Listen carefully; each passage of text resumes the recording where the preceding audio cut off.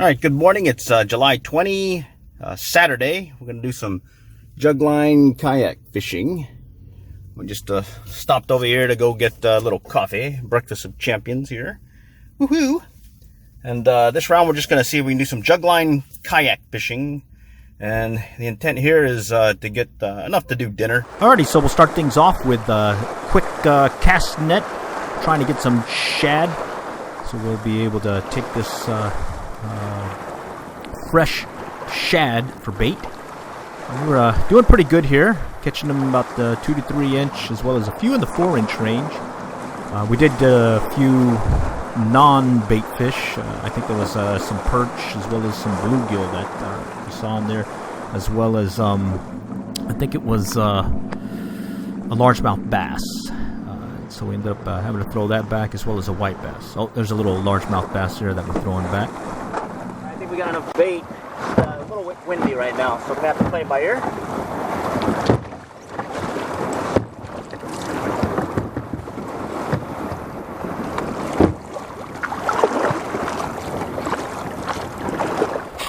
All right, we launched from the boat ramp. It's kind of windy, and we got some pretty good waves, swells, I guess you call them, like maybe 1-2 foot. We got a lot of bait too, though, so we'll see how these jug lines do in this windy condition. All right, windy conditions, definitely windy. What we're going to try doing is just work this one spot that we've been to before, put out that water wolf camera, and maybe you might get a bite or two off of it and get some underwater video. So let's see how it goes. And maybe we'll have dinner too.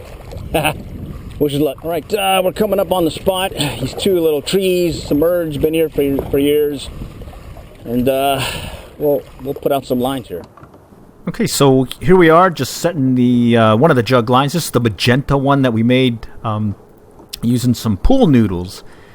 These are ones that are like a marker buoy, so when you lay them in the water, they'll kind of just roll on their own and hit the bottom, and then you just kind of secure the line. You're good to go. Works pretty well.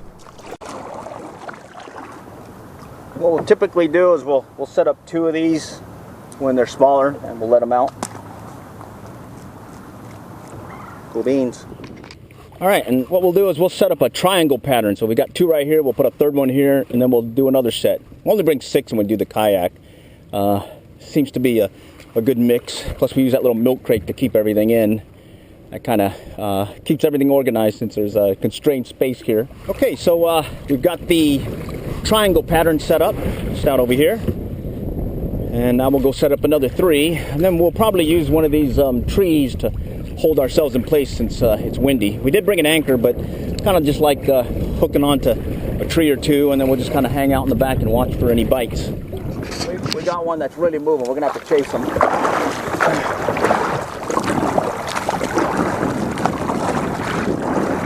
Got tangled with the other ones, but we'll see here in a moment. He was moving good, and he may have gotten tangled with the other ones, so kind of lost track of it here. So now it's bundled up and everything.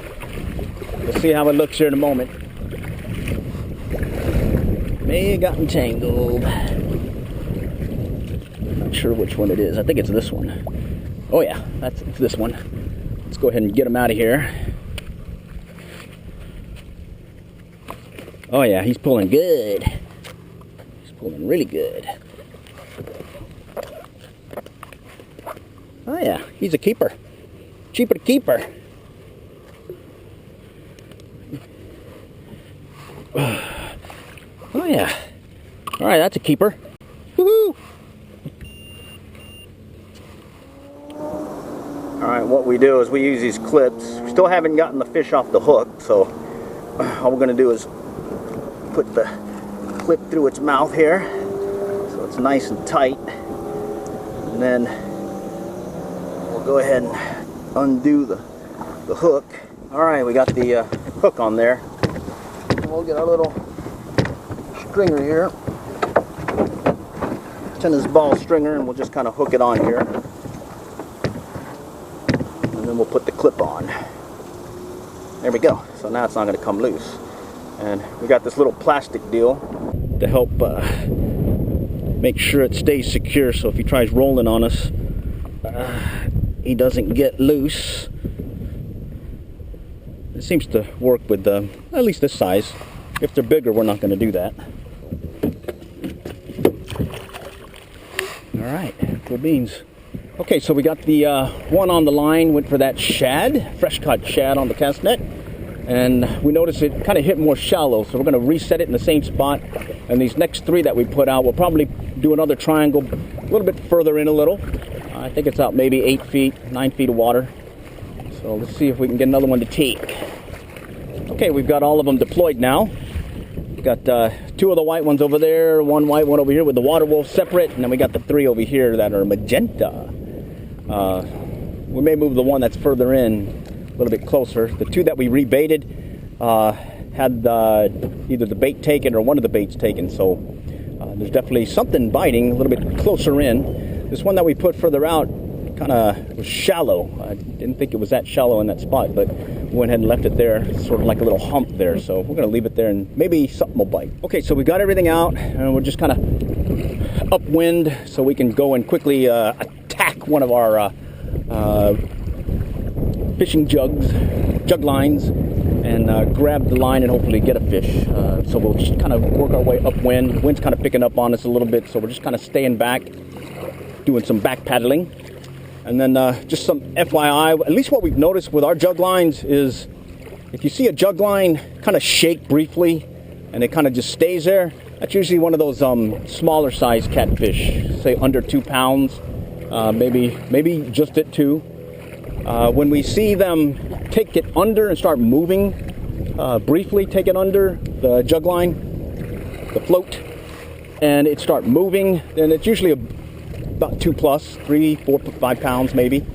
And then when we see them take it under and we go by seconds, we had that one take it under for about 30 seconds, being I think it was an 18 pounder. And so that's kind of how we kind of judge things. And where we definitely lose bait is when we get those little guys just kind of shaking it. We barely see it taking. So we kind of like these floating ones. We do have those setting, or what do you call them, flagging jug lines, and they seem to work well too at times. But on these windy days, we kind of tend to use these guys. And in fact, we tend to use these guys more often than not. And those magenta pink-looking ones, those are the ones that we... I think we got an article on it about how we made them. It's kind of weighted buoy. It's almost like a fishing buoy. Like you're going fishing, you want to mark a spot, because we put weights in there, and it kind of always lands on the bottom where the weights are, and it always tends to be that way. So what ends up happening is we can just throw the line out, let it sink, and then we'll come back and tie or set the line to the buoy itself, or to the jug line, or the float, excuse me. But all right, all for now. Let's just kind of chill and hopefully see a hit here soon. So we've set the lines. The bite kind of slowed down on us, and so we're just kind of watching things, monitoring and resetting bait lines as we need to. If it looks like anything got a bite, we'll take it. Bottom line, we're just kind of checking things out. Okay, we've got one. It looks like on the line. He hit it and he moved. Didn't move too much, and we may even lost him. We're gonna go check it out anyways. He kind of drugged the float with him. Oh, it's a gar. It's a gar. All right, I think we'll take this one to shore. I think it's a gar. I think we even got some video of him jumping behind us. So we're gonna go head to shore. All right, he's not too big. He's maybe just over, or maybe 2 feet. Not sure. Yeah, he's back there though. He's a jumpins. We'll just bring him in here real quick, and then we'll let him go.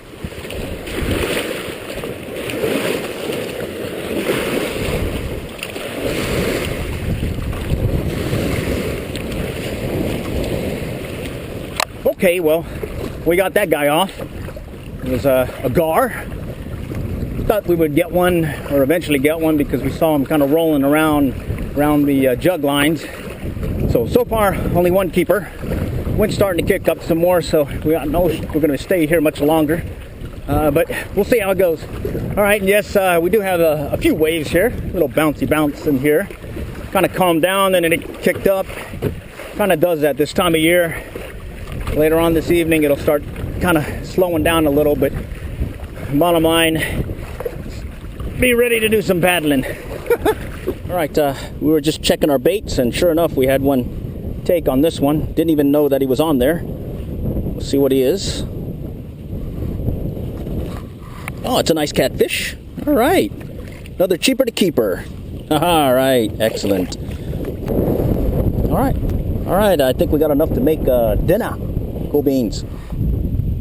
Okay, we got another one, and this one seems to be moving, so we may have to chase it a little bit here.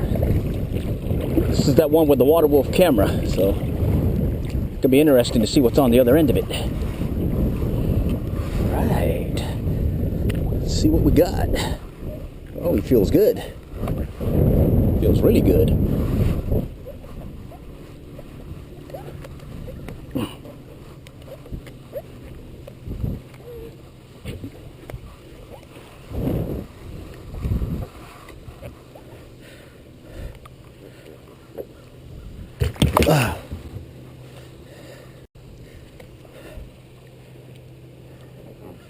Wait a minute, that's not it. Oh, there it is. It's not the water wolf, but he's another keeper. All right, he was running with it. Cool beans. Okay, well, we're done. One gar, let him go, and we got 3 of these guys right here.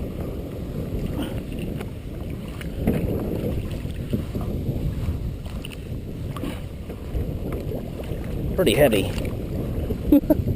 All right, well, we'll get better pictures when we get to shore. All right, that was fun. Hopefully we can get something on the water wolf camera. All right. We ended up losing the water wolf camera, so bummer on that. No underwater video, but luckily we still did get these guys. These went roughly about 16, 17 inch for the smaller one. The other 2 went over 20 inches. Was a pretty fun day out there. This is the biggest one here, and then we made some fillets with it, some blackened recipe, blackened fish, and then had some vegetables with it, and overall it was a good time. Okay, as a bonus, here's some key items this trip. Just listed them out in bullet format. Do check it out. We'll also post it in the description, as well as our Stalker Trout Fishing blog page. So thanks for stopping by. Appreciate y'all checking out our videos, and do check back periodically and check out some other videos that we've posted, as well as select the bell notification after you've subscribed, of course. All right, till next time, we'll catch y'all later, and good luck and good fishing.